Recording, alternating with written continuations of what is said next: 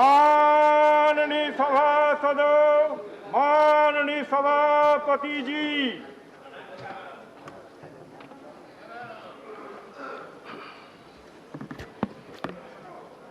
Honorable Deputy Chairman of Rajya Sabha, respected leader of the House, respected leader of the opposition, ministers and honorable members. I welcome you all to this winter session of the Rajya Sabha, the 255th of this August House. I am aware that all of you are keenly awaiting this session and expect all of you to make the best use out of this opportunity. All of us need to take note that we are meeting at the confluence of historic 75th year of our hard-fought independence and 72 years of adoption of the Constitution of India. There is a certain solemnity that associated with this such rare occasions, and I sincerely hope that all of us would be guided by the spirit of the momentous occasion as we proceed with this winter session. Only 4 days back, the 72nd Constitution Day was commemorated at the Central Hall of Parliament, wherein our Constitution was adopted on November 26, 1949. Since some of you were not present on that occasion, I would like to recall the spirit of that occasion. It was recalled that the Constitution, the sacred law of the land, was a culmination of the dreams of the freedom fighters led by Mahatma Gandhi and other great sons and the daughters of our motherland, and the vision of the framers of the Constitution. That vision was scripted out of bitter experience of long colonial rule and aspirations of a free modern India.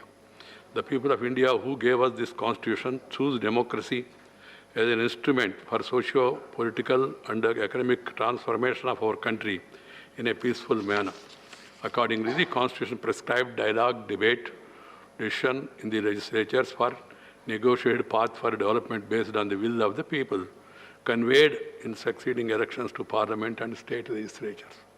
All that I would like to emphasize on this solemn occasion is that we need to be guided by the philosophy of the provisions of the Constitution that determine the architecture of our democracy instead of negating it on some pretext or other.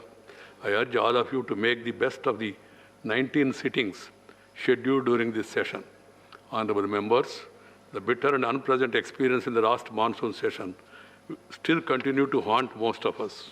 About 70% of the valuable time of this August House was lost due to disruptions and incidents of unruly conduct by some members during the last forgettable session, at the end of which there were no winners.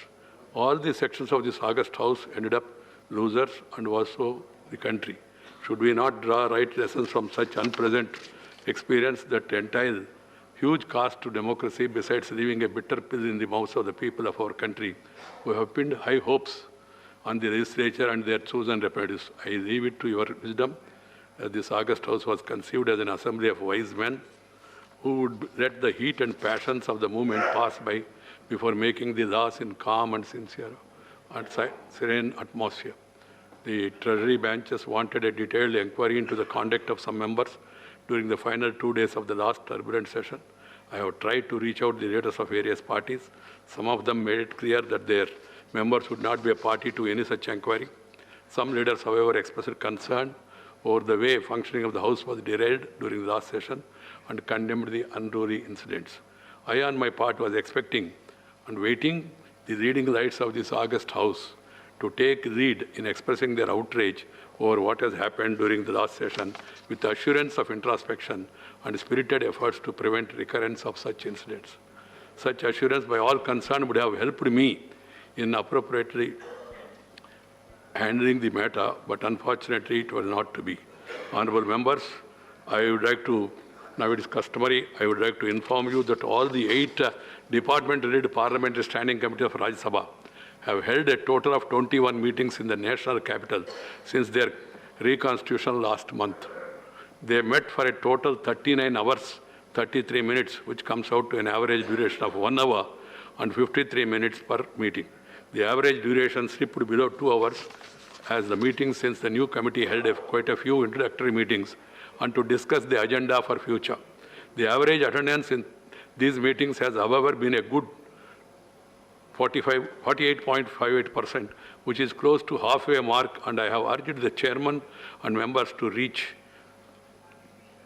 to the members. I am happy to note that the efforts of in this regard, and I compliment the chairmen of the Standing Committee for the same and also members.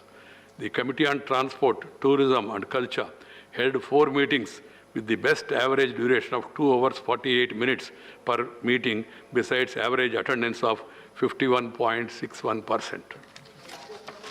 This committee held another 6 meetings for over 20 hours in 5 cities outside Delhi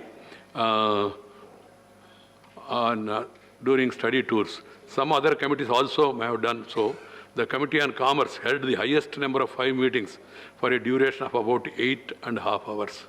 I am glad to know that the share with all of you that the Committee on Education, Women, Child, Youth Affairs and Sports interacted at length with the 9th class student from Haryana, while examining the issue of reforms in content and design of textbooks.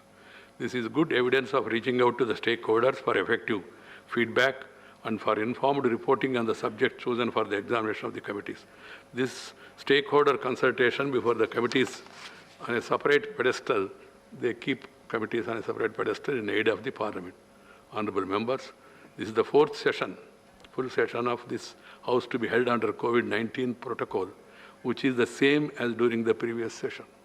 It is because the continuing challenge of the coronavirus and rising cases being reported from different parts of the world. Emerging new strains are posing a challenge, and we should not lower the guard.